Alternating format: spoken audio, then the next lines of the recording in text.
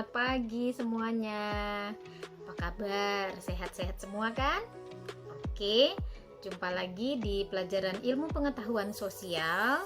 Kita sudah memasuki subtema yang terakhir, yaitu subtema 3 ya. Masih di tema 5. Kita akan belajar tentang apa hari ini? Hari ini kita akan belajar tentang masyarakat ekonomi ASEAN atau sering disingkat MEA ya. Apa itu MEA?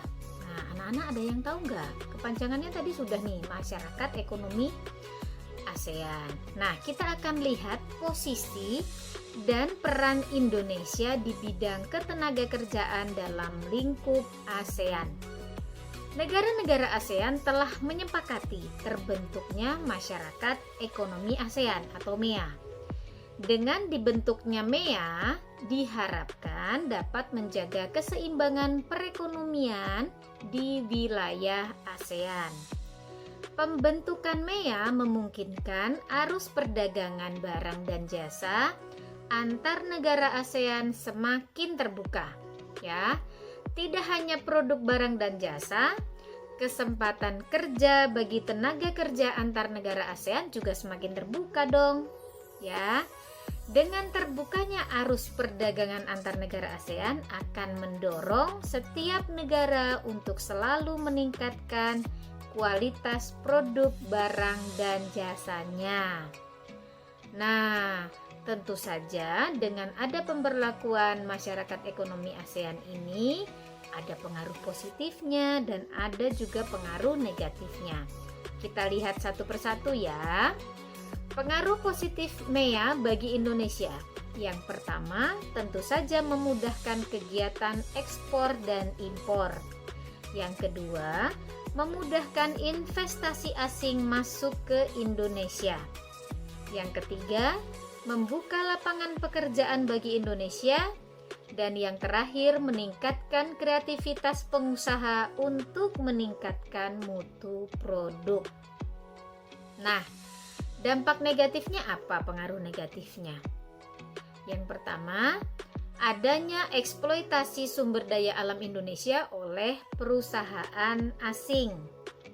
Yang kedua, banyaknya barang impor yang masuk ke Indonesia sehingga mengancam industri lokal.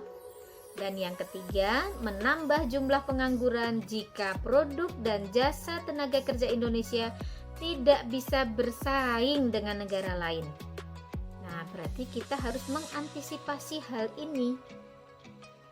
Ya, bagaimana sih upaya pemerintah kita untuk meningkatkan kualitas tenaga kerja Indonesia? Salah satu kebijakan MEA adalah adanya pengakuan mengenai mutu pendidikan dan pengalaman yang dimiliki oleh tenaga kerja anggota ASEAN. Nah, kebijakan ini memberikan kemudahan kepada calon tenaga kerja untuk memperoleh lapangan pekerjaan sebanyak-banyaknya. Nah, apa saja sih yang dilakukan oleh pemerintah kita ya? Kita lihat. Yang pertama, meningkatkan kualitas pendidikan dengan penerapan kewajiban jenjang pendidikan seperti wajib belajar 12 tahun dan memberikan sarana pendidikan yang memadai. Sudah kita nikmati ya sekarang ya. Nah, SD sampai dengan SMP ya. Lalu memberikan pelatihan lokakarya dan pelatihan kepada calon tenaga kerja. Ya, dilatih dulu dong, ada pelatihannya ya. Yang ketiga, memberikan bekal keterampilan yang dibutuhkan oleh perusahaan di negara-negara asing. Nah, kita juga harus tahu di negara mana yang dibutuhkan untuk skill apa saja ya, keterampilan apa saja. Lalu, memilih calon tenaga kerja yang memenuhi persyaratan tenaga kerja yang diajukan oleh masyarakat ekonomi ASEAN. Jadi, sudah ada nih kriterianya. Nah, kita harus lihat dulu ya. Yang terakhir, meningkatkan jumlah tenaga kerja terampil yang memiliki daya saing dunia. Ya, kita akan melihat dulu. Kita sebagai siswa nih, ya kalian sebagai siswa, apa yang harus dilakukan untuk menghadapi masyarakat ekonomi ASEAN ini. Yang pertama, selalu berusaha mempelajari hal-hal baru. Tidak itu-itu terus. Kalau yang sudah bisa berarti diasah, yang belum bisa berarti harus cari tahu, ya. Kedua, mengasah rasa percaya diri dengan mengikuti berbagai kompetisi, yaitu lomba-lomba, ya. Kalian bisa mengikutinya. Yang ketiga, mengembangkan keterampilan diri dengan mengikuti kursus. Nah, skillnya harus ada, ya, harus terampil, ya. Dan yang terakhir nih, belajar bahasa asing dengan sungguh-sungguh.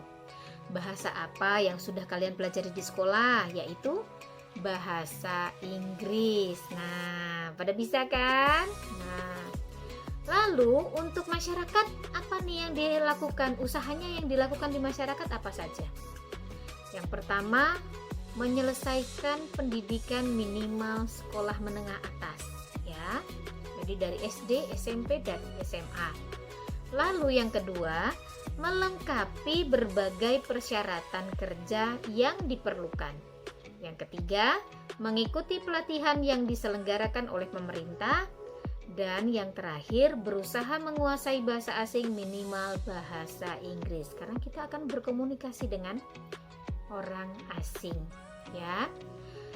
Terima kasih sudah menonton video pembelajaran ilmu pengetahuan sosial. Tetap jaga kesehatan. Sampai ketemu di kelas meeting. Dadah.